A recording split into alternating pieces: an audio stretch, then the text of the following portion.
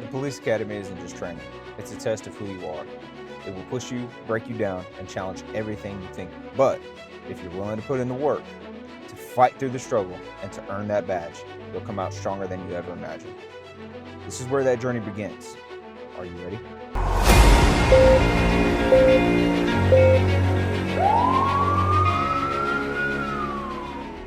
Welcome to Code 3 Training Academy, where we help new recruits prepare for the road ahead in law enforcement. My name is Mike. I'm a detective in Texas. Before moving here, I was a deputy sheriff in Central California. I've been post-certified in Cali, and I'm currently an advanced TCOL officer here in Texas. I originally passed the academy in California in a paramilitary style academy. You will speak only when spoken to, and the first and last words out of your filthy sewers will be served. So trust me when I say, I know exactly what you're about to go through. This video is the first in a series where I'll break down what it takes to make it through the academy. You're probably wondering what to expect at the police academy. A lot of that's going to depend on the structure of the academy itself. Like I said, I personally went to a paramilitary academy in Cali, where discipline was enforced at every level. Drill instructors were screaming in our faces daily. You will not laugh. You will not cry.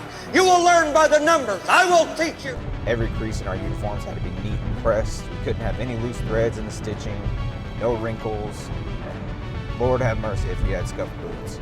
We had to walk in a uniform line in the hallways without saying a word, and if we passed one of our recruit training officers, we had to stop and ask for permission to pass by saying the phrase, "By your leave, sir!" Now there's two ways of attending the academy. The first is to be hired and sponsored by an agency. In other words, you go through the department's full hiring process and they pay you a salary to attend the academy, and they pay for all your expenses. So this is the ideal scenario. The other way, and the way that I did it, is to put yourself through the academy. You have to pay the tuition, which is several $1,000s usually. You have to purchase your own books, your own equipment, firearm, ammo, all of that. Then, as you progress towards the end of the academy, you're much more likely to get picked up by an agency because they're not having to foot the training bill for you. Now, if you can, get sponsored. It makes the experience so much easier on you. I was working full-time at a rental car company the entire time I was attending the academy. I had 0 days off for months on end. So let's start with the uniforms. Again, every academy is going to be different, but the one that I attended, we wore a tan uniform each day with a baseball cap that we refer to as our cover. For PT, we had white t-shirts with our names on the back and basketball shorts. Some academies that I've seen have their cadets arrive in suits. It's typically done at HP and some of the larger agencies down south in Cali, but that's not something that I personally experienced.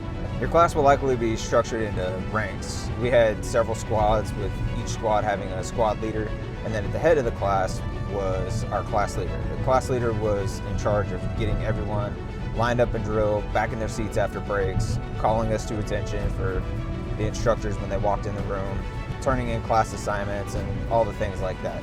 The class leader reported directly to the recruit training officers and the academy coordinators. So day one, you're going to want to show up no less than an hour early. Our class leader had to show up about 3 to 4 hours early on day one so that we could get squared away. Well, it didn't help. We still got our asses handed to us in drill and deportment. So let's talk about discipline. When someone screws up, be it in drill and deportment, they start slacking in PT, they don't follow a rule, or have a messed up uniform or something like that, there's two main ways of punishment. The first is going to be through physical punishment. And I'm not talking about getting smacked with a ruler or anything like that, but you'll be running, doing push-ups, squats, burpees, stuff like that. The worst part is, oftentimes if you mess up, your entire squad or even the entire class is going to pay the price with you. Trust me, you don't want to be that guy or girl making your classmates' lives harder than it already is. The other way the academy handled mess-ups is with a written memo. These are 2-page long, handwritten memorandums explaining why you screwed up and what you're going to do to fix the issue in the future. They had to be in block letters and had to be extremely neat. You had to write the memo at home and turn it in the next day. The RTOs in the morning would review the memo and kick it back if there were any mistakes. And when I say kick it back, you don't just get to simply white it out and turn it back in. You have to write the entire thing over again with the corrections. The next step up from a memo was a demerit. A demerit was similar to the memo in that it was handwritten, but it was for more serious violations. The demerit was about 5 pages long, and it had to be in the same fashion. So you couldn't screw up at all, or you'd be writing all 5 of those pages over again. In our academy, if you got 3 demerits, you were gone, no exceptions. The instructors were tough, the rules were strict, and the expectations are sky high. This is all just part of the process. The academy is designed to weed out those who don't have the mental discipline, the toughness, or the drive to make it as a police officer.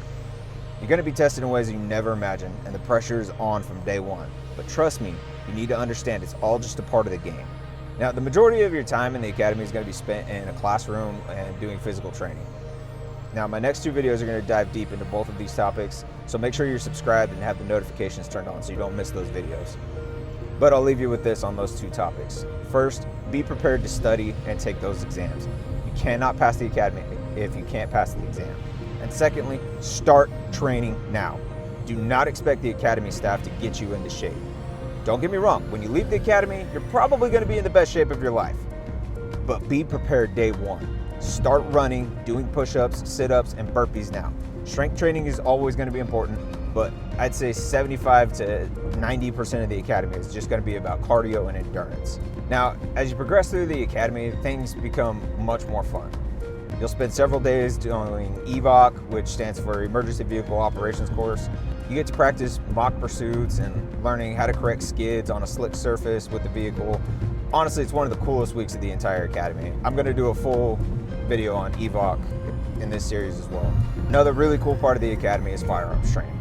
From basic shooting fundamentals to really cool scenarios, drills, range days are the best.